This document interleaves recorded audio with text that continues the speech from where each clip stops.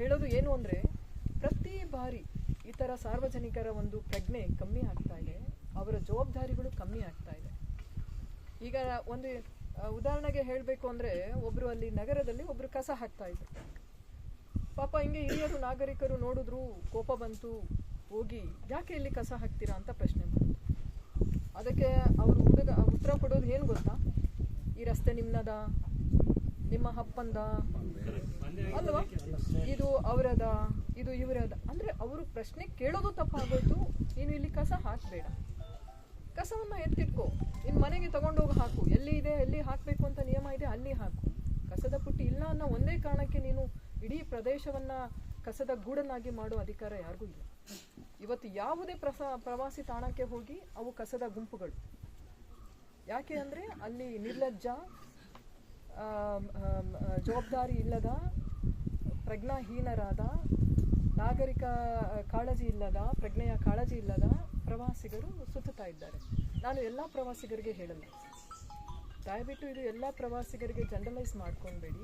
ತುಂಬ ಒಳ್ಳೆಯ ಪ್ರವಾಸಿಗರು, ಸಭ್ಯವಂತರು ಇದ್ದಾರೆ.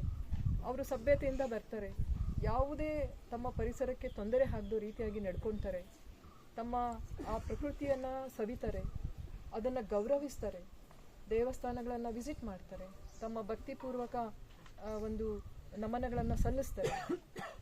ಇತಿಹಾಸಪೂರ್ವಕವಾಗಿ ಬಂದಿರತಕ್ಕಂಥ ಒಂದು ಆಸ್ತಿ, ಅದನ್ನು ಹೇಗೆ ಉಳಿಸ್ಕೊಳ್ಬೇಕು ಅನ್ನೋದ್ರ ಬಗ್ಗೆ ಅವರ ಗೌರವವಾಗಿ ಒಂದು ಅಭಿನಂದನೆಗಳನ್ನು ಹೇಳಿ ಹೋಗ್ತಾರೆ. ಓ, ಎಷ್ಟು ಸುಂದರವಾದ ಪ್ರದೇಶ, ಎಷ್ಟು ಒಂದು ಪುಟ್ಟ ದೇವಸ್ಥಾನ, ಎಷ್ಟು ಚೆನ್ನಾಗಿ ಇದೆ. ಇಂತಹ ಎಷ್ಟು ಜನ ಪ್ರವಾಸಿಗರನ್ನು ನಾವು ನೋಡ್ತೇವೆ. ಬದಲಾಗಿ ಇದರಲ್ಲಿ ನಾನು ಏನು ಮಾಡಿದ್ರೂ ನಡೀತದೆ ಅನ್ನೋ ಒಂದು ಭಾವದಿಂದ ಬರ್ತಕ್ಕಂಥ ಒಂದು ನಾನು ಇದು ಒಂದೇ ಘಟನೆ ಬಗ್ಗೆ ಮಾತಾಡ್ತಾ ಇಲ್ಲ, ಆ ಘಟನೆ ಬಗ್ಗೆ ವಿಶ್ಲೇಷಣೆ ಮಾಡ್ತಾ ಇಲ್ಲ ಇದು ಒಂದು ನಾನು ಪ್ರತಿಯೊಂದು ನಮ್ಮ ಜಿಲ್ಲೆಯ ಪ್ರವಾಸಿ ತಾಣಗಳ ಒಂದು ವಿಷಯ ಬಂದಾಗ ನಮಗೆ ಇದು ಗಮನಕ್ಕೆ ಬಂದಿರೋದು. ಇದು ನಿಲ್ಲಬೇಕು. ಸೊ ಪ್ರವಾಸಿಗರ ಜವಾಬ್ದಾರಿನೂ ಇರ್ತದೆ, ತಾವು ಎಲ್ಲಿ ಹೋಗ್ತೀವೋ ಅಲ್ಲಿ ಸ್ವಚ್ಛತೆಯನ್ನು ಮೇಂಟೈನ್ ಮಾಡಬೇಕು. ಆಯಿತು, ಎಲ್ಲ ಮೂಲಭೂತ ಸೌಕರ್ಯಗಳನ್ನು ಒದಗಿಸುವುದು ಒಂದು ಸರ್ಕಾರದ ಕರ್ತವ್ಯ, ನಮ್ಮ ಕರ್ತವ್ಯ. ಖಂಡಿತ ಒಪ್ಕೊಳ್ತೇನೆ. ಒಂದು ನಾನಿವತ್ತು ಬಂದಿದ್ದೂ ಅದಕ್ಕೋಸ್ಕರನೇ. ಯಾಕಂದರೆ ಒಂದು ಇಷ್ಟು ಪ್ರಸಿದ್ಧವಾದ ಜಾಗ ಇದು ಬೆಟ್ಟದ ಭೈರವೇಶ್ವರ. ನಾನು ಹಾಸನಗೆ ಮೊದಲನೇ ಸರಿ ಬಂದಾಗ ನಮ್ಮ ಕಚೇರಿಯಲ್ಲಿ ಒಂದು ಫೋಟೋ ಇದೆ, ನಮ್ಮ ಜಿಲ್ಲಾಧಿಕಾರಿಗಳ ಕಚೇರಿಯಲ್ಲಿ. ನಾನು ಅಲ್ಲಿವರೆಗೂ ಅದ್ರ ಬಗ್ಗೆ ನೋಡಿರಲಿಲ್ಲ, ಹೆಚ್ಚಾಗಿ ಕೇಳಿರಲಿಲ್ಲ. ಆ ಫೋಟೋ ನೋಡಿದ ತಕ್ಷಣ ಏನು ಇದು ಇಷ್ಟು ಸುಂದರವಾಗಿದೆ ಪ್ರದೇಶ, ಅದನ್ನು ನಾನು ಖಂಡಿತ ಬೇಗ ನೋಡಬೇಕು ಅನ್ನೋ ಒಂದು ಕುತೂಹಲ. ನಮಗೆ ಇಷ್ಟು ಅನಿಸುತ್ತೆ ಅಂದರೆ ಇನ್ನು ಬೇರೆ ಬೇರೆ ರಾಜ್ಯಗಳಿಂದ ಬಂದಿರೋರು, ಊರುಗಳಿಂದ ಬಂದಿರೋರಿಗೆ ಇದು ಒಂದು ರೀತಿ ಸ್ವರ್ಗ ಥರ ಕಾಣುತ್ತೆ ಅವರು. ಸೊ ಖಂಡಿತ ಇದು ವೆಲ್ಕಮ್. ಯಾಕಂದ್ರೆ ನಾವು ಪ್ರವಾಸೋದ್ಯಮವನ್ನು ಪ್ರೋತ್ಸಾಹ ಮಾಡ್ತೇವೆ. ನಾವು ಯಾವ ಪ್ರವಾಸಿಗರಿಗೆ ಬರಬೇಡಿ ಅಂತ ಹೇಳ್ತಾ ಇಲ್ಲ, ಬನ್ನಿ, ನಾವು ತುಂಬು ಹೃದಯದಿಂದ ಸ್ವಾಗತಿಸ್ತೇವೆ.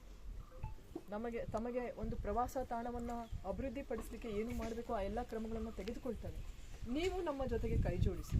ಬರೀ ಒಂದು ಅಧಿಕಾರಿಗಳ ಒಂದು ಕಚೇರಿಯ ಕೆಲವು ಪ್ರತಿನಿಧಿಗಳ ಅಥವಾ ಗ್ರಾಮಸ್ಥರ ಜವಾಬ್ದಾರಿ ಅಂತ ಅಲ್ಲ, ಇದು ಪ್ರತಿಯೊಬ್ಬರ ಜವಾಬ್ದಾರಿ ಅಲ್ಲ. ಎಲ್ಲರೂ ಕೈ ಜೋಡಿಸ್ಬೇಕಲ್ಲ ಒಂದು ಪ್ರದೇಶವನ್ನು ಚೆನ್ನಾಗಿ ಇಡಲಿಕ್ಕೆ. ಒಬ್ಬರಿಂದ ಸಾಧ್ಯ ಇಲ್ಲ ಇದು. ಸೊ ಹಾಗಾಗಿ ಎಷ್ಟೊಂದು ವಿಷಯಗಳು ಇದೆ ಇಲ್ಲಿ.